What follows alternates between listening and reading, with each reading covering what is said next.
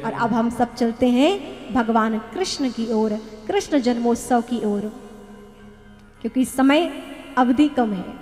तो कहते हैं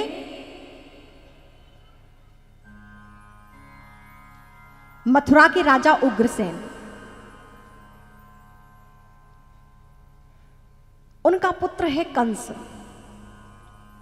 अत्यंत दुष्ट।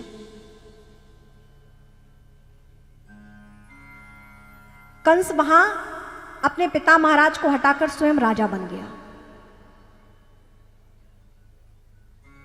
और चारों ओर त्राहिमाम मचा दिया उसने।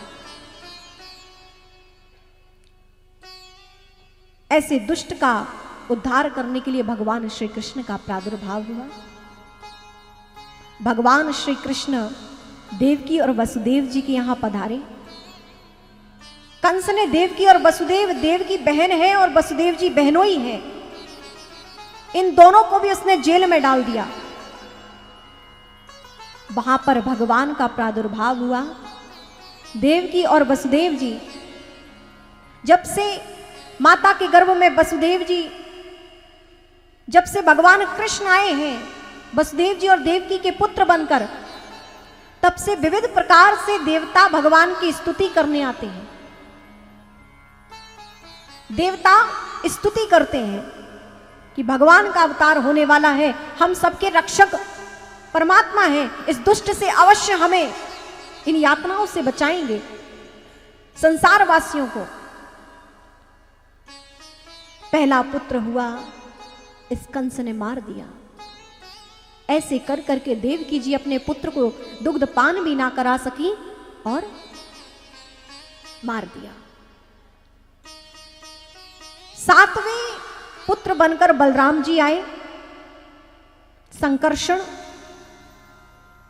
और अष्टम पुत्र स्वयं भगवान कृष्ण देवकी जी के यहां पुत्र बनकर आए हैं। भगवान की सुरक्षा हो सके तो इसलिए भगवान ने बाबा नंद बाबा को मन में भाव दिया। यहां वसुदेव जी जो हैं, जैसे भगवान का प्रादुर्भाव होने को आया तो कहते हैं उससे पूर्व जो एक कन्या हुई, भगवान तो ऐसे प्रकट हुए।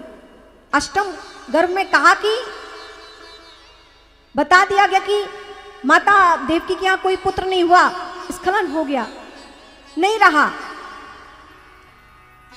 चारों ओर ऐसी खबर फैला दी और यहां पर वसुदेव जी भगवान कृष्ण को लेकर चल पड़े। अंत में बताया कि वह तो कन्या थी और वो देवी परांबा भगवती के रूप में पूजी गई, और कहते हैं कि जो ही कंस के हाथ में नहीं गई वो तो आकाश में उड़ गई, और वही देवी पूरे संसार में पूजित हुई है। और यहां भगवान कृष्ण को यहां वसुदेव जी लेकर तो उन्हें नंद बाबा के पास छोड़ गए। वसुदेव जी को पता है ये मेरे पुत्र हैं, परंतु इनकी सुरक्षा के लिए हमें नंद बाबा के पास ही छोड़ना पड़ेगा, और नंद बाबा के पास छोड़ा है।